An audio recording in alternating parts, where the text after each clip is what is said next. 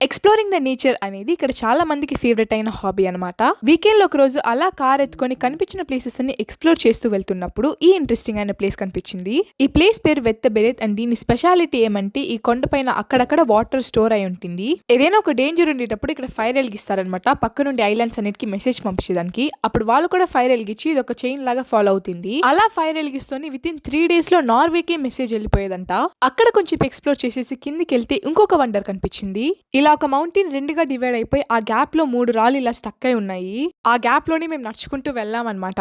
కింద మొత్తం రాళ్లే ఉన్నాయి కాబట్టి ప్రతి అడుగు చూసి పెట్టి మేము వెళ్తున్నాము. వ్యూ అయితే చాలా బాగుంది. రాళ్లపైనే నడుచుకుంటూ వెళ్లి కొంచెం దూరంలోనే స్టెప్స్ వచ్చేసింది. ఆ మెట్ల పై నుంచి దిగి వచ్చేసినాకనే మాకు ఎంట్రన్స్ బోర్డ్ కనిపించింది, కుంగ్స్ క్లిఫ్ తాన్ అని చెప్పేసి. అప్పుడే మాకు అర్థమైంది మౌంటైన్ ని మేము రివర్స్ లెక్కిండాం అని చెప్పేసి. స్టార్ట్ చేయాల్సిన చోట ఎండ్ చేసిండాము. సర్లే ఇది మన వే ఆఫ్ ఎక్స్ప్లోరింగ్ లే అనుకుంటూ ఈ ట్రిప్ ని ఎండ్ చేసాము. Subscribe for more videos.